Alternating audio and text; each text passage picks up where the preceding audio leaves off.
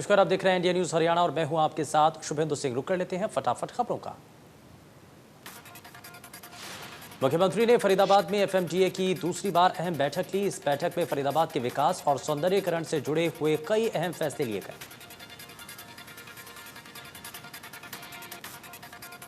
मुख्यमंत्री मनोहर लाल ने फरीदाबाद में बीजेपी हेडक्वार्टर का भूमि पूजन किया। सीएम मनोहर लाल ने कहा कि बीजेपी कार्यालय बनने पर कार्यकर्ताओं में ऊर्जा आएगी।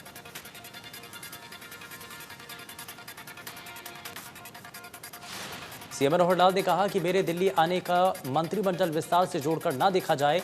हरियाणा के 8 जिले ऐसे हैं जिन्हें मैं दिल्ली आकर ही देखता हूं। मंत्रिमंडल विस्तार के कयास ना लगाएं।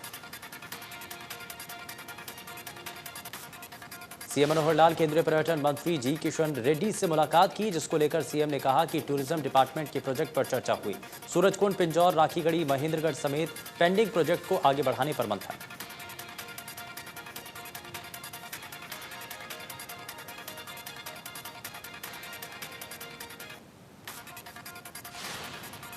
गृह मंत्री के आवास पर हरियाणा के मुद्दे पर अहम बैठक हुई, जिसमें बीजेपी अध्यक्ष जेपी नड्डा मौजूद रहे। अमित शाह और बीएस संतोष के साथ संयुक्त मैराथन बैठक हुई। बैठक में किसान आंदोलन पर चर्चा हुई। मौजूदा राजनीतिक हालात और मंत्रिमंडल विस्तार पर भी मंथन हुआ। सिरसा में किसान नेता राकेश टिकैत ने कहा कि सरकार दिल्ली बॉर्डर के आंदोलन को डबवाली में शिफ्ट करना चाहती है, लेकिन किसान किसी भी सूरत में दिल्ली बॉर्डर से नहीं हटेंगे। राकेश टिकैत ने एक बार फिर से दोहराया कि सरकार को कंपनियां चला रही हैं। किसी पार्टी की सरकार होती तो अब तक बातचीत हो जाती है। वहीं टिकैत ने कहा कि किसान नेता चुनाव नहीं लड़ेंगे, ना किसी पार्टी को समर्थन देंगे। 5 किसानों की गिरफ्तारी के मामले में टिकैत ने कहा कि सिरसा की कमेटी किसानों की रिहाई को लेकर आईजी से बातचीत करेगी। 11 जुलाई को डिप्टी स्पीकर रणबीर गंगवा की गाड़ी पर हमले के मामले में पुलिस ने 5 किसानों को गिरफ्तार किया। मामले में राकेश टिकैत, योगेंद्र यादव समेत तमाम किसान नेता सिरसा एसपी के दफ्तर का घेराव करने पहुंचे।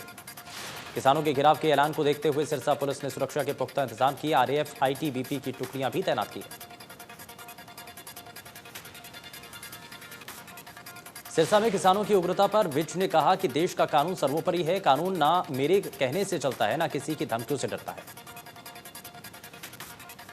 टिकरी बॉर्डर पर कृषि कानूनों के खिलाफ प्रदर्शन कर रहे किसान बिजली की समस्या को लेकर परेशान हैं, जिसको लेकर आंदोलनकारी किसानों ने बहादुरगढ़ के बाईपास के जाखौदा मोड़ पर जाम लगाया।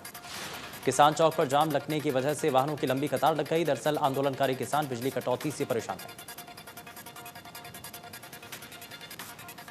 जाम लगाने वाले किसानों का कहना है कि यहां पिछले 8 महीने से आंदोलन कर रहे हैं। उन्हें मूलभूत सुविधाएं उपलब्ध करवाना सरकार का काम है। कैथल के रोहड़िया गांव में राज्य मंत्री कमलेश ढांडा और सांसद नायब सिंह सैनी का किसानों ने विरोध किया। दोनों बीजेपी नेता गांव में चौपाल, नाला और स्कूल के आंगन का शिलान्यास करने पहुंचे थे। राज्य मंत्री कमलेश ढांडा ने कहा कि गांव की जो मुख्य मांगें थीं वो सरकारी योजनाओं के तहत लगभग पूरी कर दी गई। आगे भी जो गांव की जरूरत होगी उसे पूरा करने की कोशिश रहेगी। सांसद नायब सैनी ने कहा कि मुख्यमंत्री मनोहर लाल और केंद्र की सरकार ने लगातार प्रदेश में विकास की गति को बढ़ाया। सबका साथ सबका विकास को लेकर लगातार आगे बढ़ रहे हैं। नारायणगढ़ के गांव बागवाली में किसान नेता गुरनाम सिंह चढ़ूनी के विरोध में पोस्टर चस्पा किए गए। लोगों ने पोस्टर में संदेश देते हुए कहा कि चढ़ूनी को किसी तरीके का चंदा नहीं दिया जाएगा। हरियाणा वेयर हाउस के चेयरमैन और प्रतला से विधायक नैनपाल रावत ने कहा कि जो लोग उपद्रव कर रहे हैं वो किसान नहीं हो सकते। ये लोग राजनीतिक पार्टियों के बहकावे हैं। प्रतला के आईएमटी में विधायक नैनपाल रावत ने पौधारोपण किया। पौधारोपण अभियान के तहत एसोसिएशन ने पार्क को गोद लिया।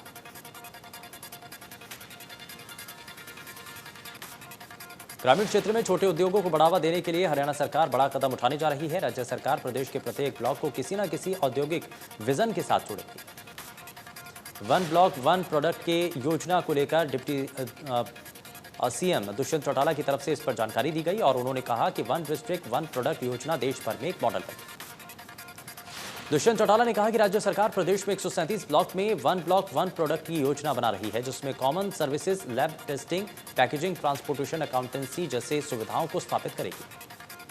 दुष्यंत चौटाला ने कहा कि आधुनिक उत्पादों के कारण हाथ के कौशल को तैयार किए गए रचनात्मक उत्पाद लुप्त हो रहे हैं और इसको लेकर के बढ़ावा सरकार दे रही है। पंजाब कांग्रेस में चल रही अंदरूनी लड़ाई को लेकर हरियाणा के गृह मंत्री अनिल विज ने कहा कि कांग्रेस की अंदरूनी लड़ाई अब लोगों के मनोरंजन का साधन बन चुकी है, जिसके रोजाना नए नए एपिसोड सामने आ रहे हैं। कोरोना की तीसरी लहर को लेकर डब्ल्यूएचओ ने चेतावनी पर विज ने कहा कि उन्होंने सभी जिला अधिकारियों को टीम गठित कर भीड़भाड़ वाले इलाकों पर नजर रखने के निर्देश दिए हैं। अंबाला में लोगों की मदद के लिए काम कर रही फीड द नीडी की तीसरी सालगिरह मनाई गई और इस मौके पर अंबाला नगर निगम की मेयर शक्ति रानी शर्मा भी मौजूद रहे। मेयर शक्ति रानी शर्मा ने केक काटकर टीम फीड द नीडी के काम की तारीफ की। समाज सेवी संस्था फीड द नीडी 2018 में शुरू की गई थी। अंबाला में लोग अब 14,420 पर कॉल करके सेप्टिक टैंक साफ करवा सकते हैं। कॉल के बाद अंबाला निगम कर्मचारी टैंक वालों से काम करवाएंगे। निगम मेयर शक्ति रानी शर्मा की ओर से ये पहल की गई।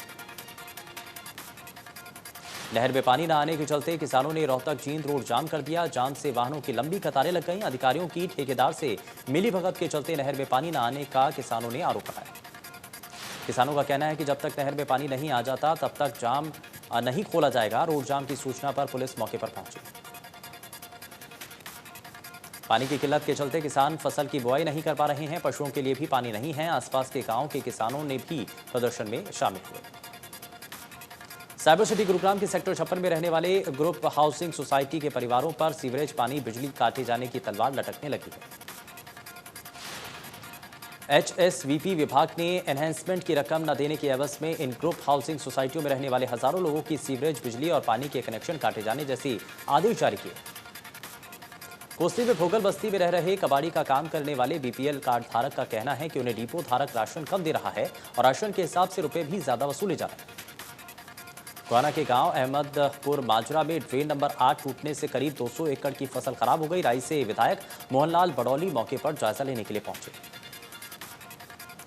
विधायक मोहनलाल बड़ौली ने किसानों को भरोसा दिया कि जितनी भी फसल बर्बाद हुई उसकी स्पेशल गिरदावरी करवाकर मुआवजा दिया जाएगा।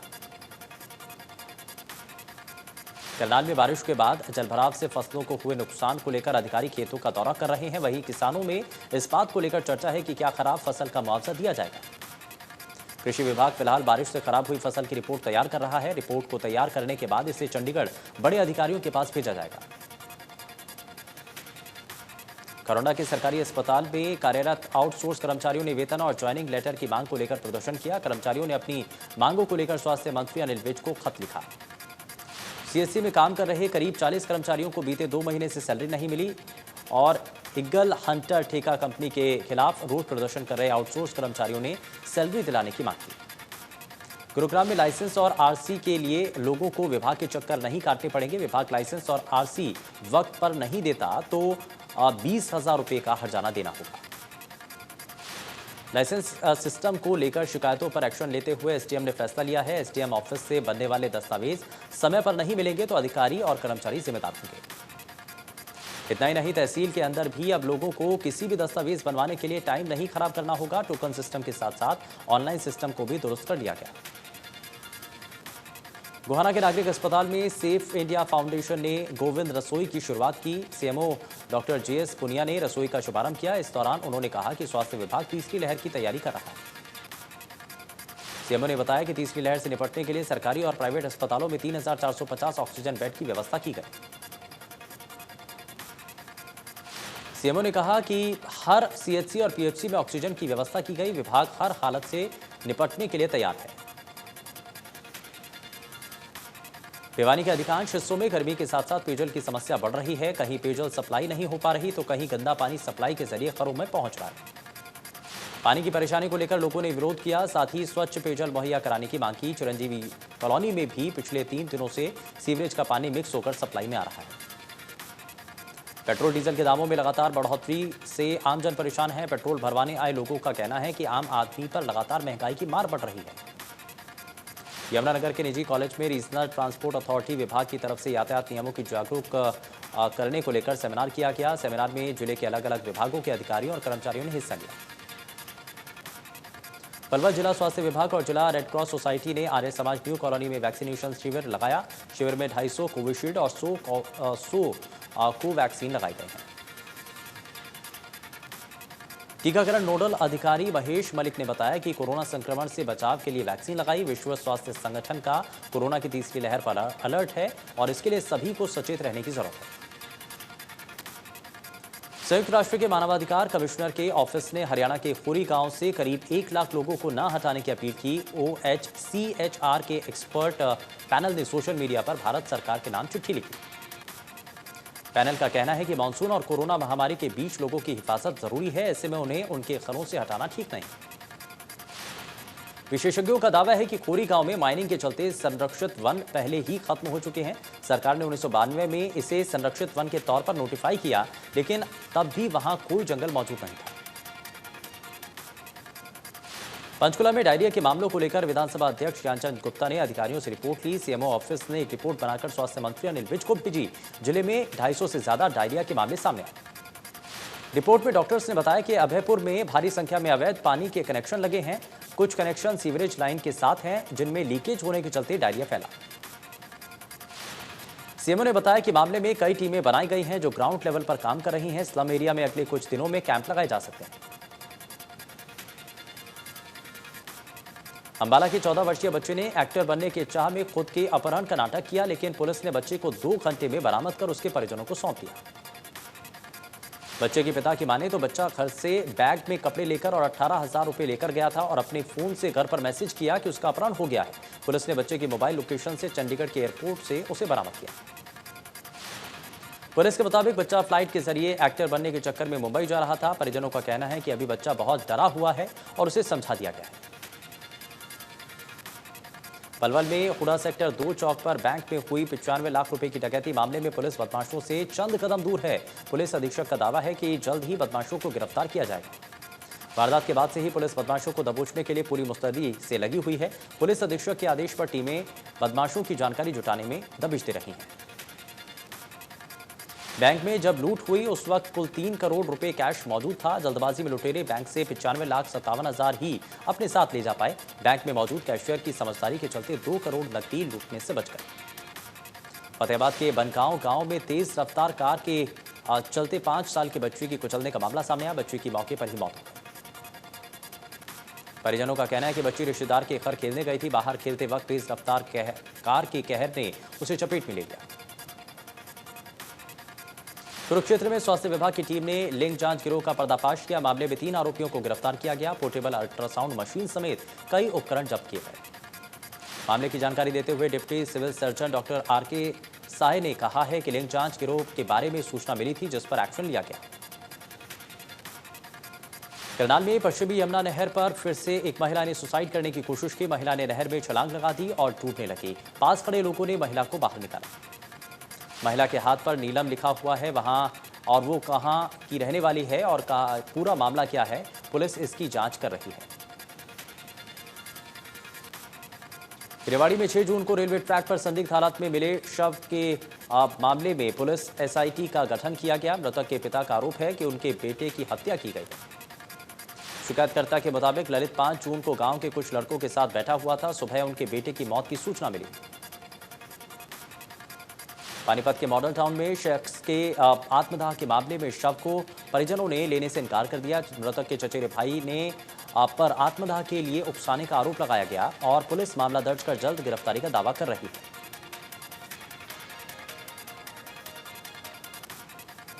गुरुग्राम सेक्टर 56 में दबंगों ने बाप बेटे की बुरी तरह से पिटाई कर दी। बताया जा रहा है कि करीब 6 लोगों ने लाठी डंडों से दोनों को पीटा।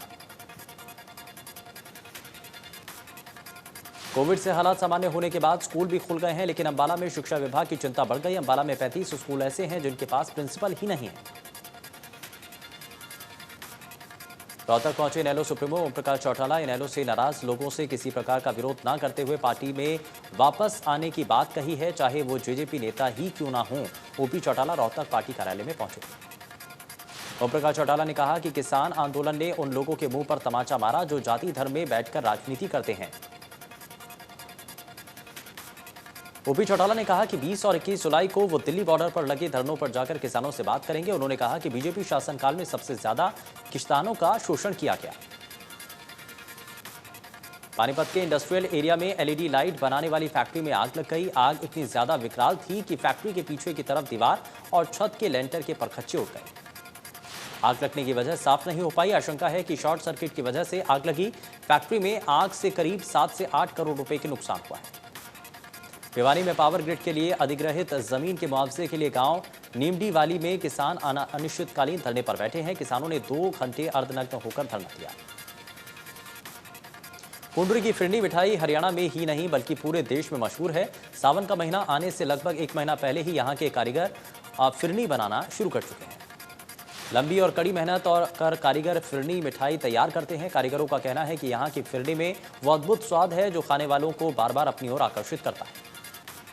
केंद्रीय गृह मंत्री अमित शाह और बीएसएफ के 18वें अलंकरण समारोह में शामिल हुए। जवानों को संबोधित करते हुए अमित शाह ने बलिदानियों को सलाम किया और गृह मंत्री ने कहा कि भारत के बॉर्डर फेसिंग में 2022 तक कोई गैप नहीं रहेगा।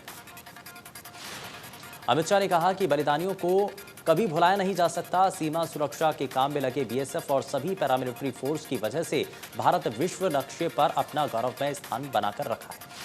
अमित शाह ने कहा कि घुसपैठ, मानव तस्करी, हथियारों की तस्करी, ड्रोन, ये सभी चुनौतियां हैं, लेकिन मुझे पैरामिलिट्री फोर्स पर पूरा विश्वास है कि वो सभी चुनौतियों को पार कर सीमा सुरक्षा को सुनिश्चित करेंगे। महंगाई को लेकर कांग्रेस नेता राहुल गांधी ने केंद्र सरकार पर निशाना साधा। ट्वीट कर लिखा कि जनता हताश है क्योंकि देश में टैक्स वसूली का राज है। एक दिन की राहत के बाद सरकारी तेल कंपनियों की ओर से फिर पेट्रोल के दाम बढ़ाए गए, जबकि डीजल के दाम में कोई बदलाव नहीं हुआ। पेट्रोल की कीमत 29 से 30 पैसे तक बढ़ी। दिल्ली में पेट्रोल का दाम 101 रुपये 84 पैसे जबकि डीजल का दाम 89 रुपये 87 पैसे प्रति लीटर है। मुंबई में पेट्रोल की कीमत 107 रुपये 83 पैसे और डीजल की कीमत 97 रुपये 45 पैसे प्रति लीटर है। हरियाणा के 5 जिलों में पेट्रोल 100 रुपये के पार हो गया। भिवानी, चरखी दादरी, फतेहाबाद, हिसार और सिरसा में पेट्रोल 100 रुपये लीटर से ज्यादा पर बिक रहा है। देश में कोरोना मामलों में लगातार गिरावट दर्ज की जा रही है। 24 घंटे में 38,000 से ज्यादा नए केस सामने आए। 560 मरीजों की मौत हुई। दूसरी लहर के बीच अब देश में एक्टिव केस 4 लाख से ज्यादा हैं। कोरोना मरीजों के ठीक होने के रिकवरी रेट में बढ़त देखी गई। महाराष्ट्र में कोरोना के केस लगातार कम हो रहे हैं। एक दिन में महाराष्ट्र में कोरोना के 7,000 नए मरीज मिले जबकि 13,000 कोविड मरीज ठीक हुए। दिल्ली में 24 घंटे में 66 से ज्यादा केस मिले। एक मरीज ने दम तोड़ दिया। दिल्ली में अब 600 से ज्यादा एक्टिव केस है। प्रदेश में कोरोना के 44 नए केस सामने आए। 24 घंटे में 8 लोगों की जान गई है। कोरोना के कम होते केस के बीच लोगों की ओर से बढ़ती जा रही लापरवाही के बीच केंद्र सरकार ने चिताया। सरकार ने कहा कि अगले 100 से 125 दिन सिस्टम और लोग दोनों के लिए महत्वपूर्ण है। केंद्र सरकार ने कहा कि भारत अभी तक कोविड-19 के खिलाफ हर्ड इम्यूनिटी हासिल नहीं कर सका, जिससे वायरल संक्रमण के नए प्रकोप की संभावनाओं से इनकार नहीं किया जा सकता। नीति आयोग के सदस्य डॉक्टर वीके पॉल ने कहा कि अब संक्रमण को फैलने से रोकने की जरूरत है और ये कोविड उपयुक्त व्यवहार को अपनाकर ही संभव हो सकता है।